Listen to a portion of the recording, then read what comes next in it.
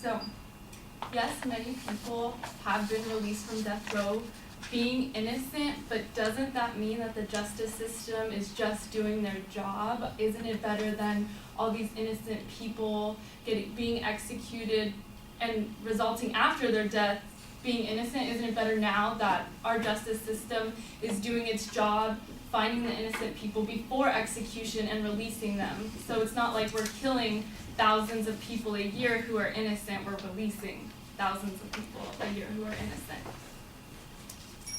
Also, modern DNA testing today greatly decreases the chances of an innocent person being executed.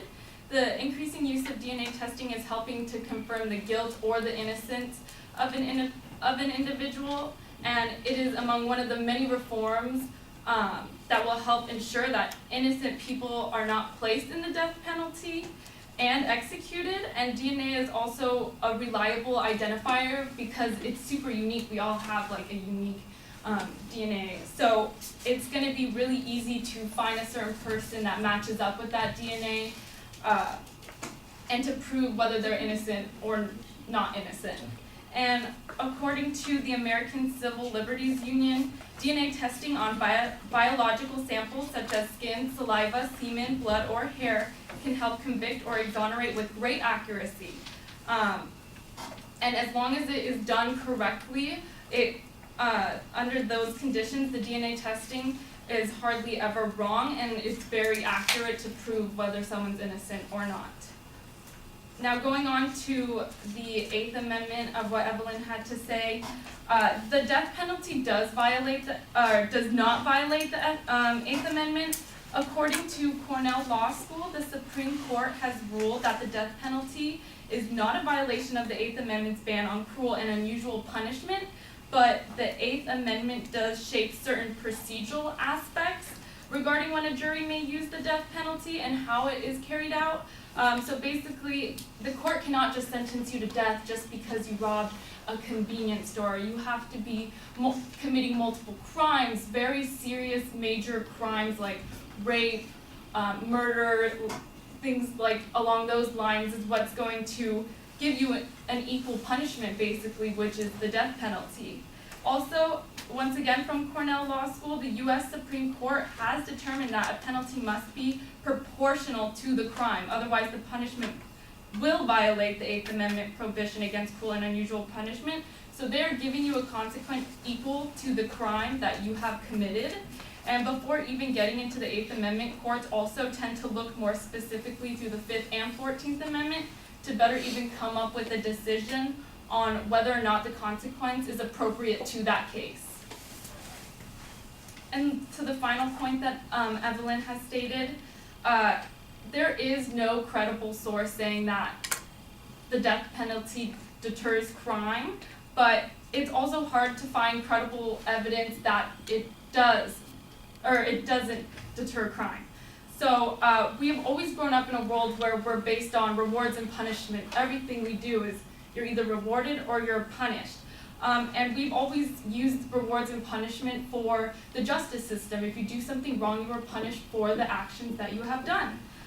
So our society is so interested and concerned with preventing murder. So with this high interest, we should use a strong form of punishment in order to deter criminals and specifically toward murderers. According to the death penalty curriculum, if murderers are sentenced to death and executed, potential murderers will think twice before killing for fear of losing their own life.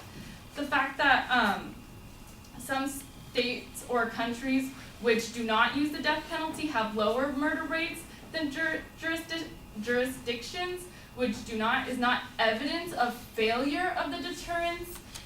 It could be for other reasons.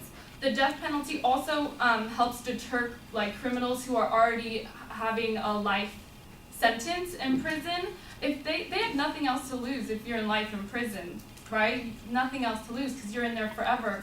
So what that doesn't mean, that's just going to cause them to act out in prison and harm people now in prison, not only in society but now in prison. People who they're just randomly attacking and going about, and this if you got rid of the death penalty, people wouldn't be afraid. They would just continue doing what they wanted to do. And without the death penalty, there's not much of a scare for criminals. And according to Balance Politics, hold on, let me repeat that. Oh yeah, so there's no title of scare or something to deter the criminal. But not only that, but the death penalty can be used as like a bargaining tool in trials. Normally, the number of criminal cases that are plea bargained, meaning the accused admits in guilt in return. In return, are 80 to 90% of the cases are normally tend to agree to the admitting fault or the guilt for a lesser sentence. And with time, cost, and personal requirements of the criminal case, there really isn't much of a choice. So without this, a lot of people wouldn't plead to guilt, and a lot of people wouldn't figure out the answers to these cases.